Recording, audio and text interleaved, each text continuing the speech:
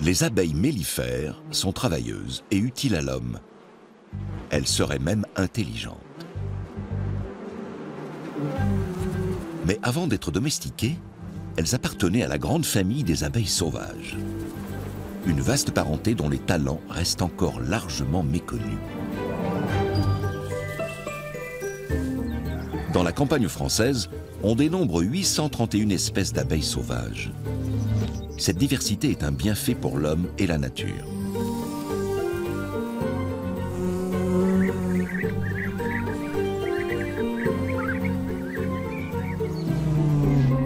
Toutes les abeilles, sauvages et domestiques, perçoivent des couleurs que nous ne pouvons voir. C'est un atout pour trouver les fleurs. Mais certaines sont-elles meilleures pollinisatrices que d'autres? Il en existe de minuscules, d'autres grandes comme le pouce. Mais toute la famille des abeilles sauvages présente des capacités étonnantes.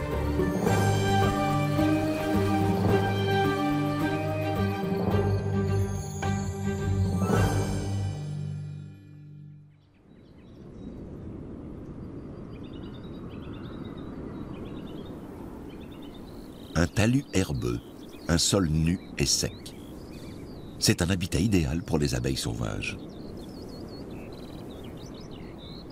Cette mini-falaise paraît désertée, mais elle renferme toute une vie prête à éclore.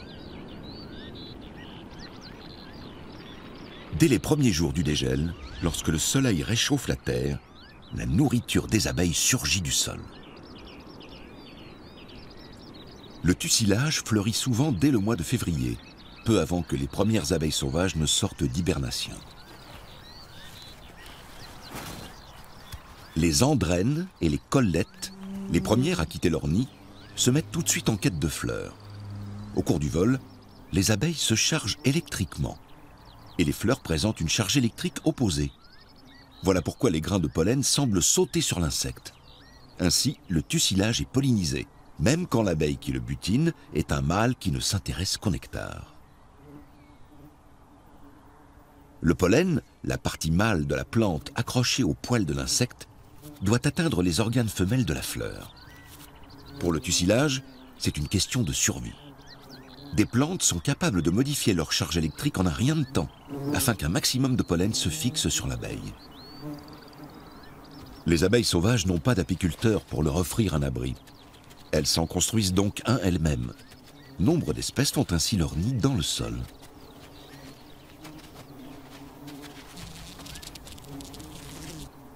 Les mâles volent de ci de là, en quête d'une partenaire. Un parfum spécial les conduit l'un vers l'autre.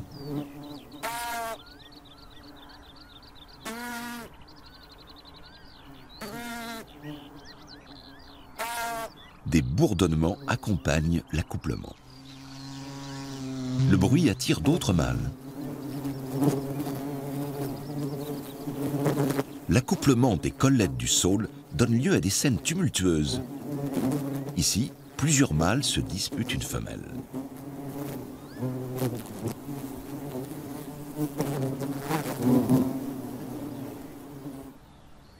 Toutes les abeilles sauvages ne nichent pas dans le sol.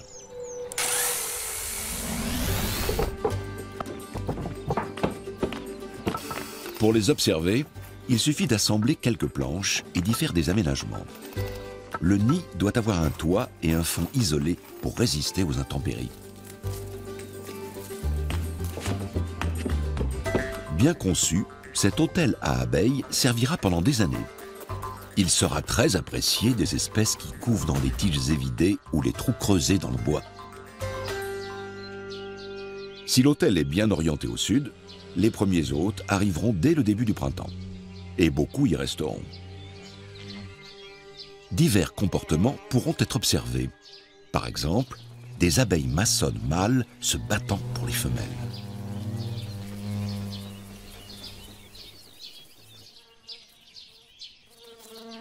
Pendant que certaines de ces osmies cornues s'accouplent, un premier prédateur arrive. C'est une guêpe coucou, une menace sérieuse pour la prochaine génération d'abeilles. Les dangers ne guettent pas seulement dans l'hôtel à abeilles. Tout près de la petite falaise, le pire ennemi des abeilles sauvages se réveille.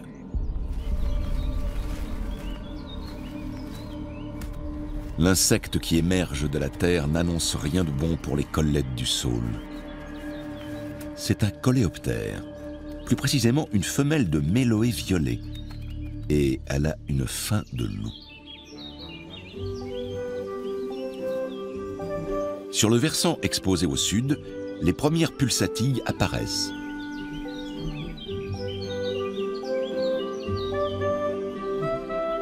La gentiane et l'adonis cherchent eux aussi à attirer l'attention des pollinisateurs. Mais à l'exception de quelques bourdons, les abeilles semblent bouder leurs fleurs splendides. Où sont passées toutes les andrènes et les collettes de la colonie voisine?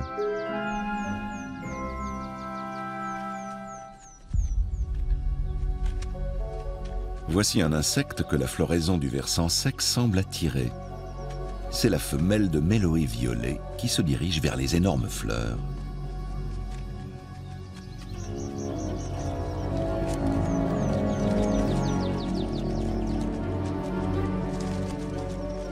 Elle recherche les parties de la plante les plus riches en énergie.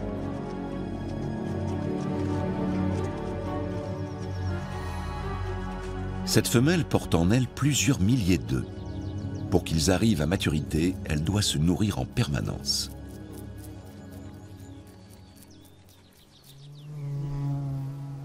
Si les gentianes et les pulsatilles ne parviennent pas à attirer les pollinisateurs, le saule en est littéralement assailli. Chaque saule ne porte que des fleurs mâles ou des fleurs femelles. En allant d'un arbre à l'autre, les insectes pollinisateurs assurent leur reproduction.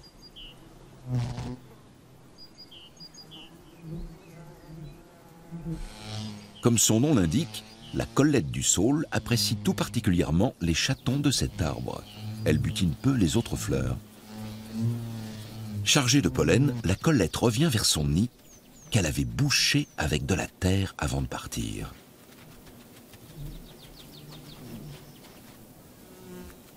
La colonie a de la visite. Un couple de méloées violets inspecte la crèche des abeilles sauvages. Bientôt, ce sera peut-être leur crèche.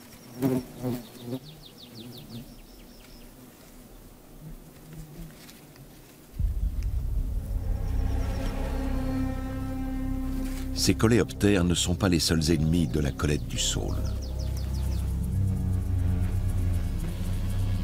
La menace arrive aussi par la voie des airs. À son retour, cette collette du saule surprend une intruse à l'entrée de son nid. Une abeille nomade en train de se frayer un chemin à l'intérieur.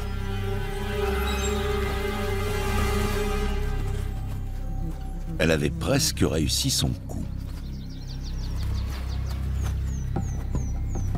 Les nomades sont des abeilles coucou. Elles ne construisent pas de nid et parasitent ceux d'autres abeilles.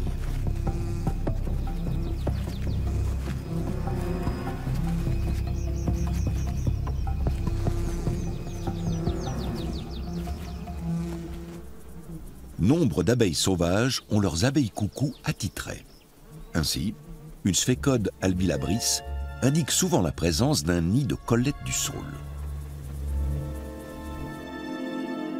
La collette femelle attend dans sa galerie.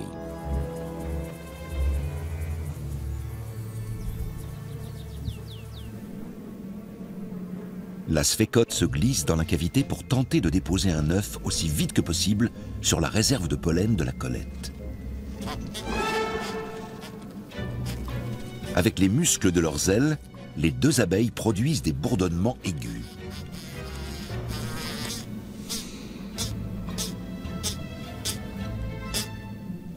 « Veux-tu bien déguerpir » dit en substance la collette du saule.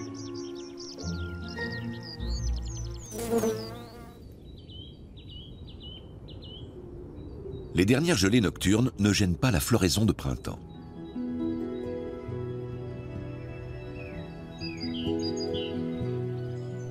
La pulmonaire pousse dans les forêts de feuillus clairsemés. On la reconnaît à ses fleurs roses et bleues.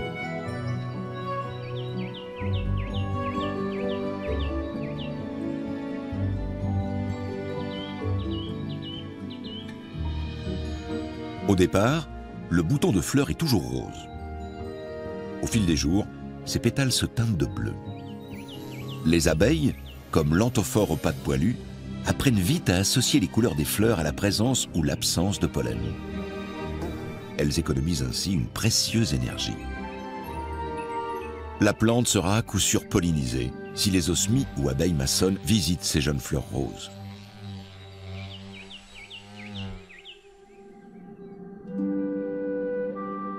Lorsque l'exploitation agricole est respectueuse de la nature, on observe une grande diversité de fleurs et par conséquent d'abeilles sauvages. Dans les prairies marécageuses et rarement fauchées, de très grandes fleurs cherchent à attirer les pollinisateurs.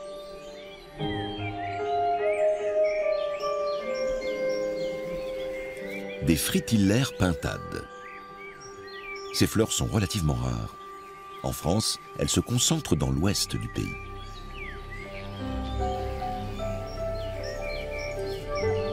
L'osmie rousse est 100 fois plus petite que la fleur.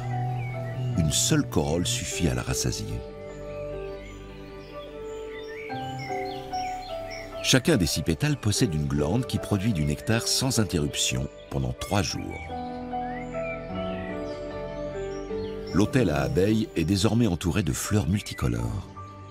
Les osmies qui y ont élu domicile ne sont pas difficiles. Elles pollinisent toutes les fleurs des environs.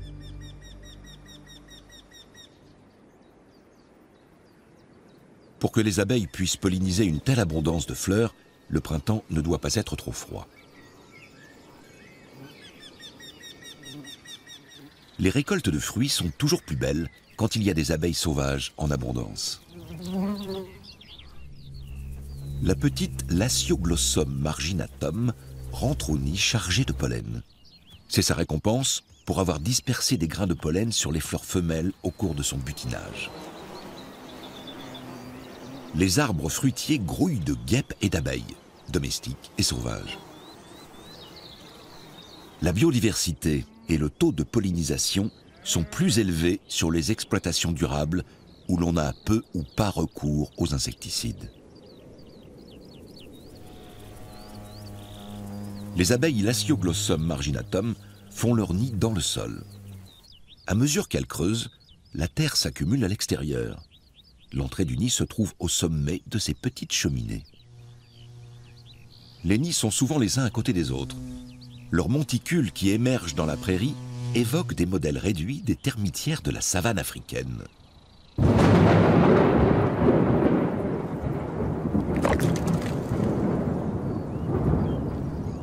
La pluie va laver la boue du monticule. Et bientôt, il ne restera plus qu'une cheminée de terre durcie par la salive d'abeilles. Le nid est en dessous, bien à l'abri.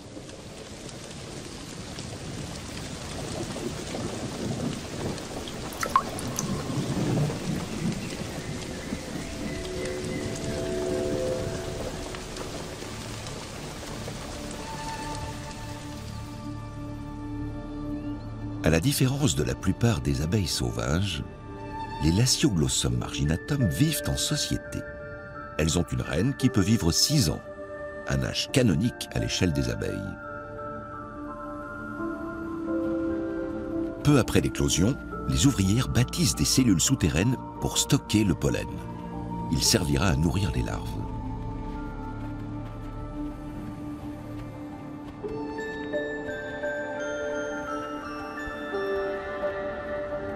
Une colonie de Lasioglossum marginatum peut héberger des centaines d'abeilles.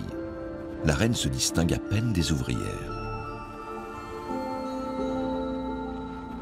Ces dernières peuvent vivre de 12 à 15 mois. C'est beaucoup pour une abeille, même sauvage. Plus surprenant encore, à partir du mois de mai, elles ne quittent plus la colonie. Ce n'est qu'en mars de l'année suivante qu'elles referont surface. Leur hibernation reste une énigme pour les spécialistes.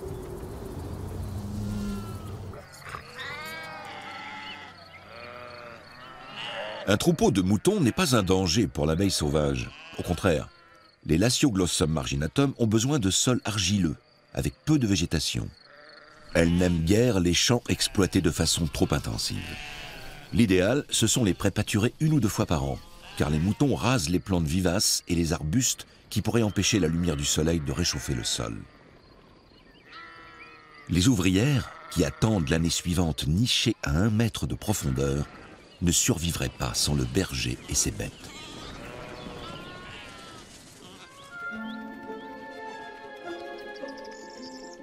Une foule de petits insectes jaunes sort du sol. Ce sont des triongulins, les larves du méloé printanier. Et de vrais dangers pour les abeilles. Leur premier objectif est de gagner les hauteurs.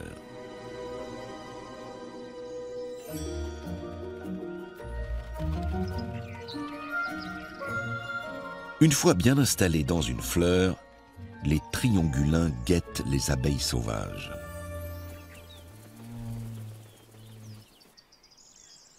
Les minuscules larves grimpent sur leur hôte et s'accrochent à son pelage.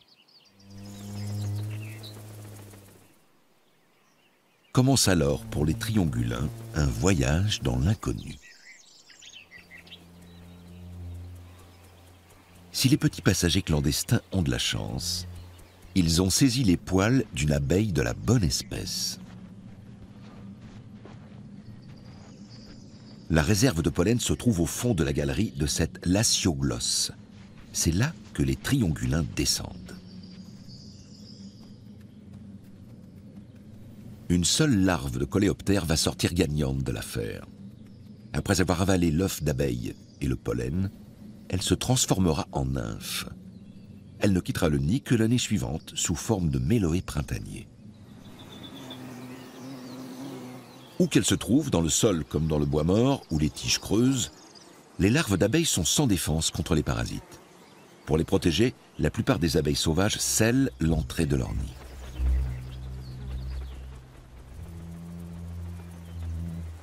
L'osmie cornue transporte dans ce but de l'argile et de petites mottes de terre jusqu'à l'hôtel à abeilles.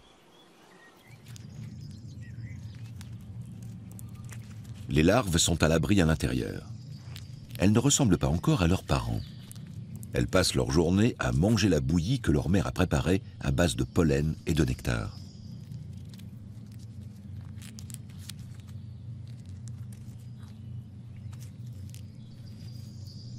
Chaque cellule gorgée de pollen abrite une larve.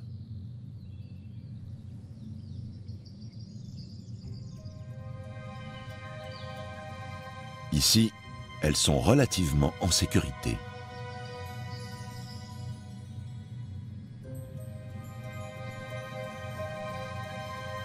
Par contre, au dehors, les adultes courent bien des dangers.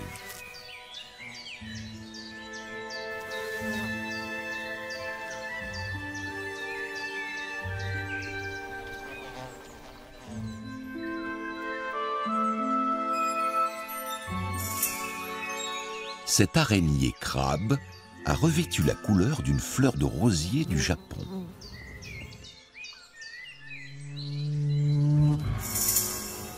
Elle guette sa future proie, mais pas n'importe laquelle. Certains insectes sont trop gros pour elle.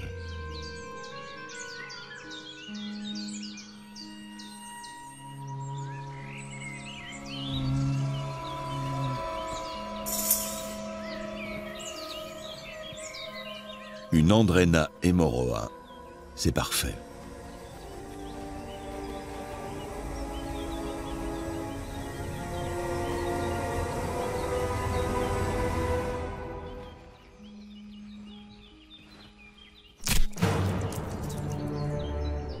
Une fois capturée, elle ne peut plus lui échapper.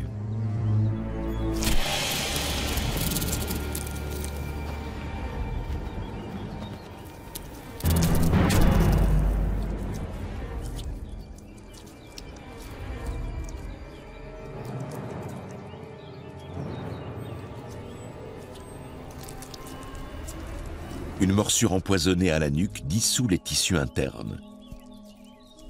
L'araignée crabe n'a plus qu'à les aspirer.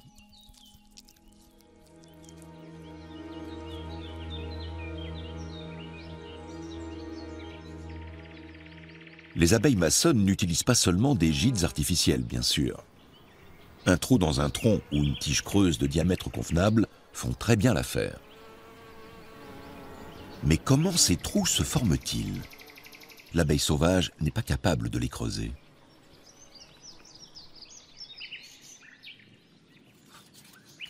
De nombreux coléoptères se développent dans le bois mort. Surtout les xylophages, comme le clite arqué. Sa larve creuse les chênes ou les hêtres pendant 2 ans avant de se transformer en coléoptère dans sa galerie.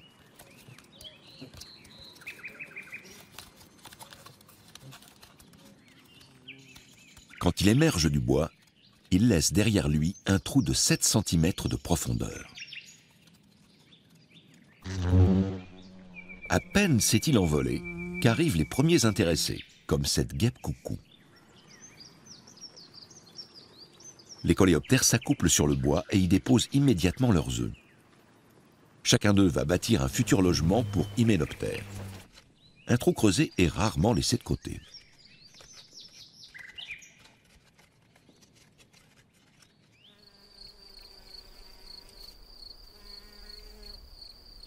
Mais le bois n'est pas la seule possibilité offerte aux abeilles maçonnes.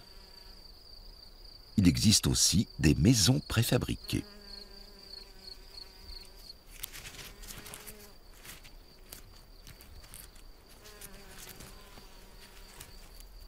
Cette osmie bicolore a fort à faire pour aménager son futur nid.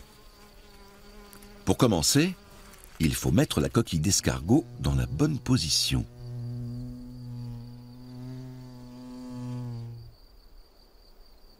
Après cet effort, la petite abeille sauvage doit prendre des forces. Elle n'est pas difficile.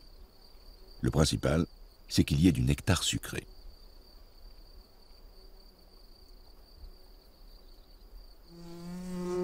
Puis, le travail reprend. Elle dépose maintenant une provision de pollen au centre de la coquille. Il servira à nourrir ses larves.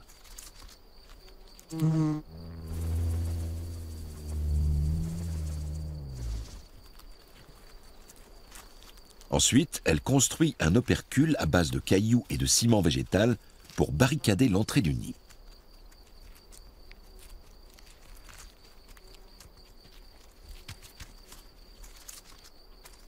Elle retire aussi de petites mottes de terre sous la coquille pour la stabiliser et éviter qu'elle ne roule au moindre coup de vent.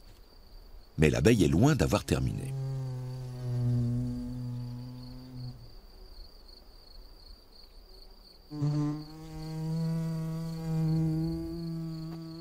Elle va maintenant effectuer une bonne centaine de trajets pour transporter des brins de paille, des aiguilles de pin et des brindilles jusqu'à la coquille.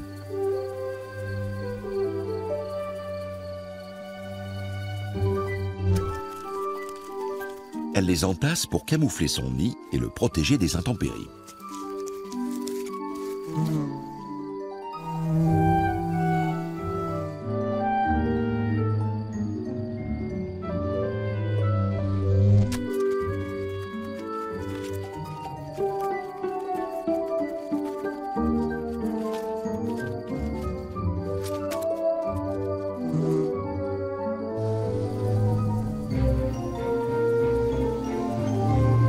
La petite abeille est capable de déplacer des brindilles de 10 cm de long.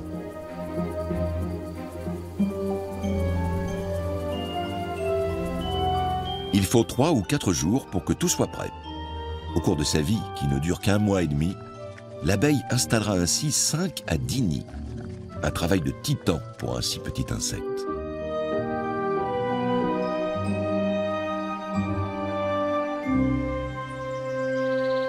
Mais certaines abeilles sauvages ont des modes de construction encore plus curieux. Les feuilles de cet érable présentent de larges trouées. La responsable, la voici. C'est une mégachile ou abeille découpeuse. Elle prélève des fragments de feuilles de certaines espèces et s'envole avec. Elle les transporte jusqu'à l'hôtel des abeilles.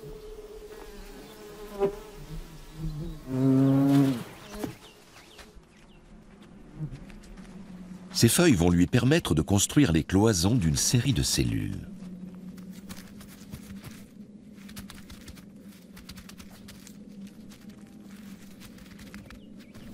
Chacune de ces cellules séparées par les morceaux de feuilles abrite une larve. Dans quelques mois, elles auront épuisé leur provision de pollen. Au printemps prochain, elles deviendront des nymphes. Peu après, une nouvelle génération d'abeilles sortira du nid de feuilles.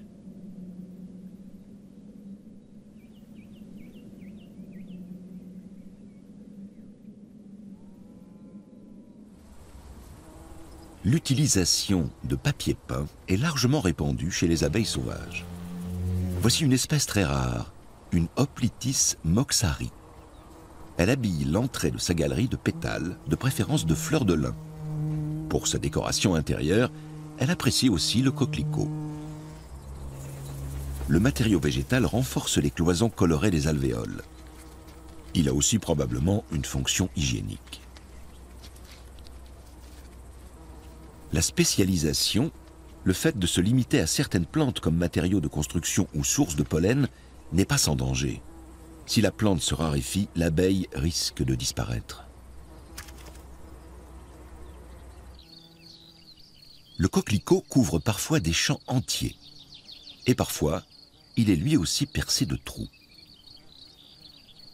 L'anthocope du pavot, également très rare, n'utilise que des fleurs de coquelicot comme matériau de construction. Elle en tapisse les galeries de son nid.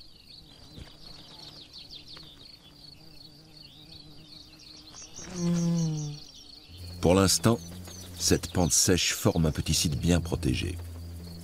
Mais si l'on vient à pulvériser davantage d'herbicides sur les champs environnants, le coquelicot n'y poussera plus et l'anthocope du pavot disparaîtra elle aussi.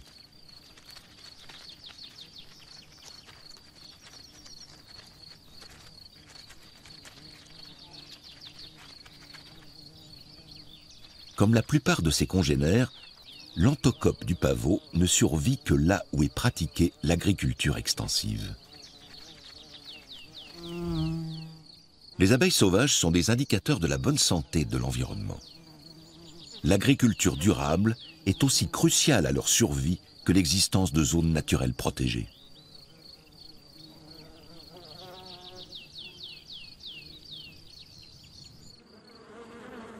La France compte environ 1 350 000 colonies d'abeilles, soit à peu près 60 milliards d'ouvrières.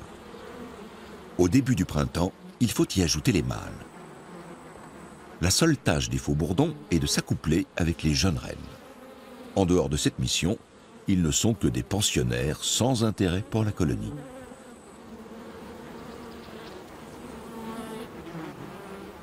Les faux-bourdons ne sont pas tolérés longtemps à l'intérieur de la ruche.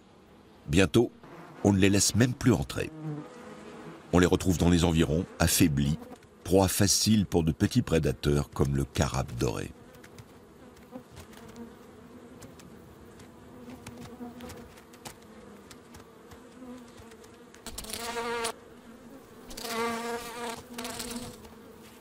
Une morsure à la base de l'aile et le coléoptère est assuré de faire un bon repas.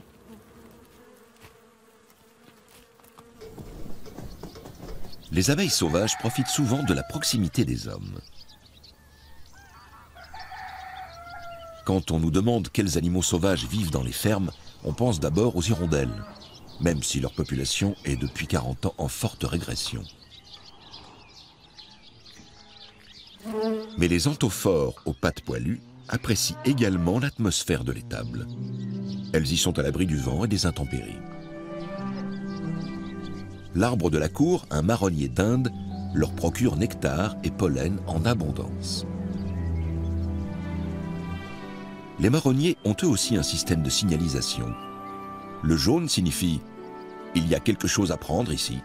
Le rouge annonce « vieille fleur, plus de nectar ni de pollen, inutile de vous déplacer ». Mais les fleurs vides contribuent à attirer les butineurs.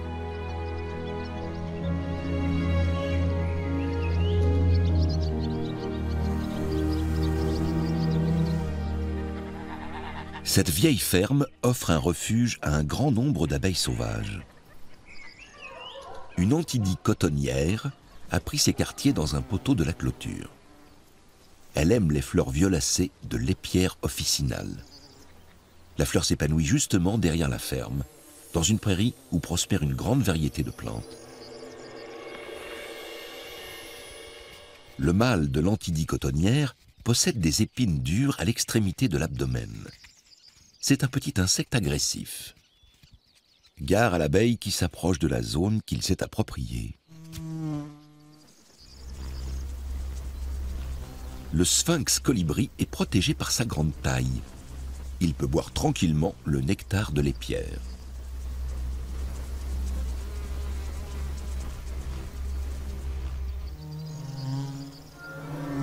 Mais si une abeille domestique s'approche,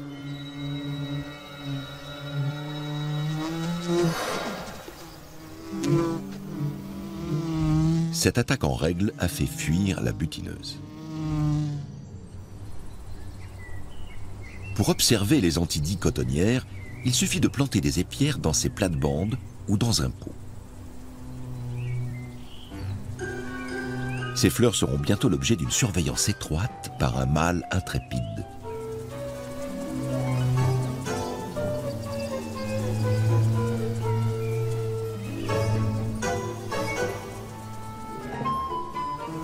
Une femelle butine du nectar des pierres. Elle est dépourvue d'épines à l'abdomen. Un mâle la repère bien vite. Chez les anthidies cotonnières, il est difficile de faire la différence entre approche amoureuse et attaque. Encore un visiteur. Il saura désormais que la zone est interdite aux bourdons. Le jardin offre aussi des plants d'épierres laineuses. Un peu de nectar pour prendre des forces. Et voilà que l'épierre doit être défendue contre une andrène. C'est ensuite une abeille domestique qui s'attaque à son trésor. Les épines de son abdomen sont faites pour blesser grièvement les rivales.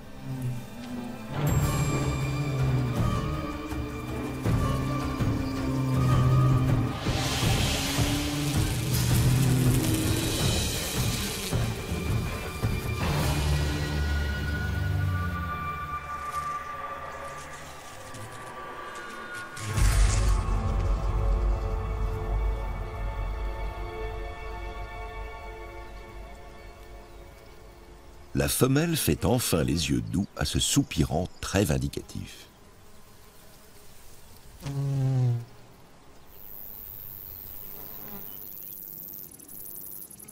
La spécialisation contraint parfois les abeilles sauvages à des adaptations particulières. L'abeille à culotte a une passion exclusive pour le pollen de la chicorée sauvage qui ne fleurit que le matin. L'hyménoptère doit donc se dépêcher.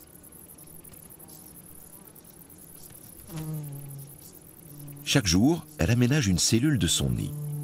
Elle dispose de 4 heures pour récolter le nectar nécessaire à la larve de cette cellule, car dès midi, les fleurs de la chicorée sauvage seront fanées. Pour exploiter au mieux ce court laps de temps, l'abeille à culotte possède d'énormes brosses sur ses pattes arrière. Elle peut ainsi recueillir beaucoup de pollen à la fois et n'a pas besoin d'interrompre sans cesse le butinage pour transporter le pollen jusqu'au nid. Un mâle lui fait des avances. Mais la femelle butine pour ses petits, elle s'est donc déjà accouplée. Ces brèves rencontres ne l'intéressent plus. À midi, elle rentre au nid pour la dernière fois avec une lourde charge. Elle a ensuite tout l'après-midi pour s'occuper de l'aménagement intérieur de sa galerie.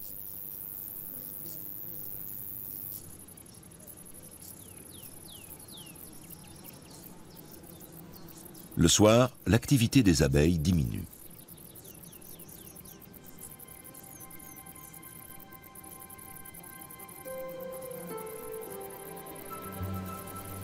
Nectar et pollen ont été recueillis en grande quantité. La température baisse, les abeilles sauvages se retirent dans leurs abris ou se retrouvent pour passer la nuit ensemble. Les mâles surtout passent la nuit dehors. Ils ne participent pas à la construction du nid et n'ont donc pas accès à la galerie où dorment les femelles.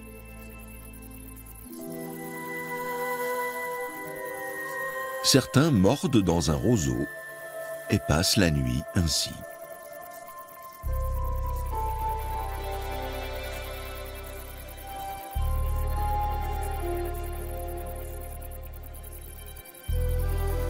Les petits insectes se serrent les uns contre les autres, comme pour se procurer sécurité et chaleur.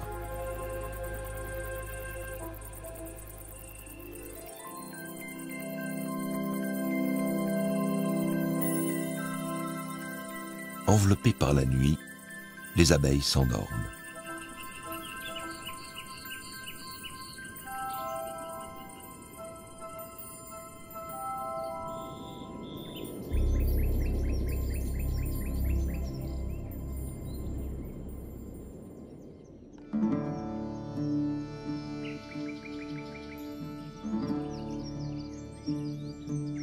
Les abeilles sauvages ne sont pas du matin.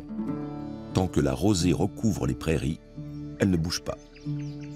Le cerf à longues antennes ne déroge pas à la règle.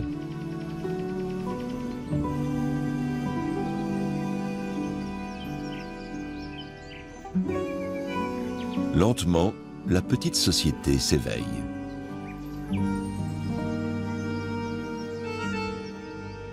À la différence des abeilles domestiques, les abeilles sauvages n'ont pas de ruche pour se réchauffer. Ce sont des enfants du soleil. Lorsque ces rayons réchaufferont les petites endormies, leur respiration s'accélérera. Alors, elles s'étireront et feront leur toilette. Puis, dès qu'il fera assez chaud, elles se jetteront affamées dans cette nouvelle journée. Chez les eucères à longues antennes, les mâles sortent de l'œuf quelques jours avant les femelles. Ils se montrent débordants d'activité dès le réveil, car la fécondation d'une femelle est la seule tâche importante de leur vie. Mais avant d'accomplir leur mission, ils prennent des forces. Pour cela, ils aiment visiter les fleurs de diverses fabacées, comme la vescraque. Mais dans ce milieu chaud et sec, certaines plantes n'ont rien de sucré à offrir aux pollinisateurs.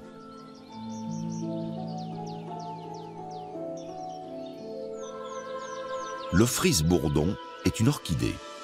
Son seul et unique pollinisateur est l'eucère à longues antennes.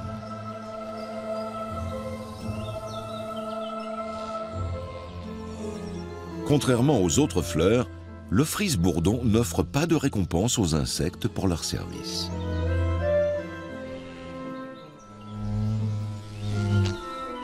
Une Ancystrocerus oviventris s'aperçoit très vite de l'escroquerie. L'anthrophore à pattes poilues comprend elle aussi rapidement qu'il n'y a rien à prendre. L'Ophrys est une plante leurre. Elle imite la femelle eucère à longues antennes. Ce n'est pas évident pour l'œil humain, mais pour les eucères mâles, l'aspect et l'odeur de la fleur sont ceux d'une femelle très attirante. Ils ne résistent pas à la tentation de s'accoupler. Pris dans l'action, ils ne se rendent pas compte du stratagème de l'Ophrys bourdon. Pendant la phase d'approche, la tête de l'insecte frôle les pollinies, les réservoirs à pollen de la fleur. Cela suffit pour qu'elle se détache et vienne se coller sur l'abeille. La tête couverte de pollen, le mâle met le cap sur une autre orchidée qu'il va alors polliniser.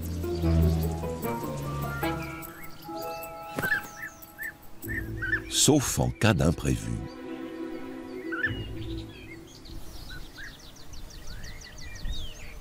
Car partout, des becs affamés guettent les imprudents.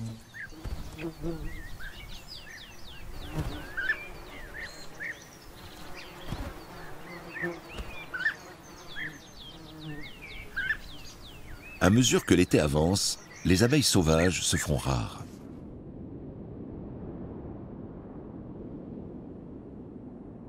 Mais certaines plantes ne fleurissent qu'à la fin de la saison. Et certaines abeilles sauvages attendent ce moment pour se manifester.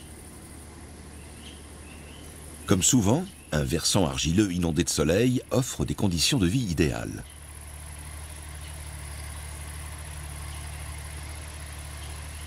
Dans cette région viticole, le climat est chaud sans être trop sec. Ce paysage accueille une faune et une flore spécifiques.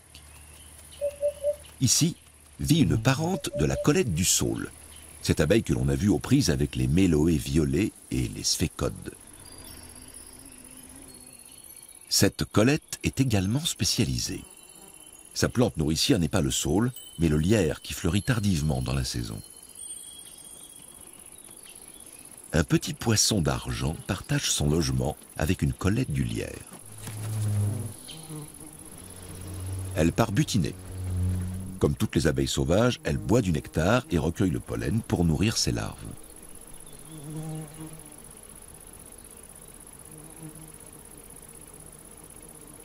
S'il faut aujourd'hui protéger nos abeilles sauvages, ce n'est pas seulement pour elles-mêmes. Elles ont pour nous un immense intérêt économique. Des chercheurs ont récemment chiffré la valeur monétaire du travail fourni par les insectes pollinisateurs en Europe. Elle s'élève à 14 milliards d'euros par an. Une grande part de cette somme est à mettre au compte des abeilles sauvages.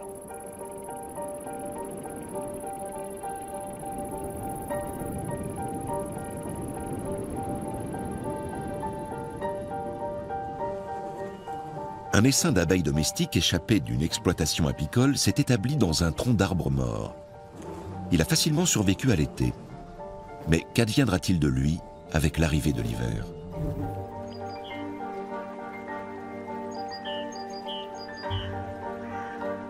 Le gel et la neige ont fait leur apparition. Le bourdonnement s'est tu dans la prairie. Les abeilles domestiques ont été prises par le froid.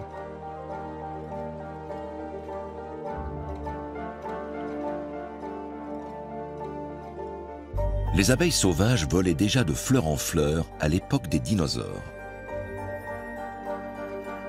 Depuis, toutes les fleurs ont été pollinisées avec soin, avant même l'apparition des abeilles domestiques. Les abeilles sauvages ont toujours survécu à l'hiver, sans nul besoin de nos services.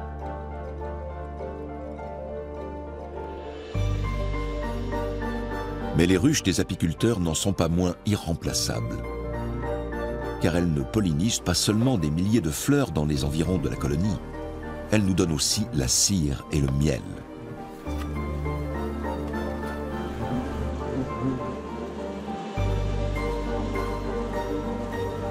La domestication de l'abeille se perd dans la nuit des temps. L'homme a su faire de ces petits insectes les compagnons ailés et zélés de son quotidien. Raison de plus pour ne pas oublier tout ce que nous devons à leurs cousines sauvages.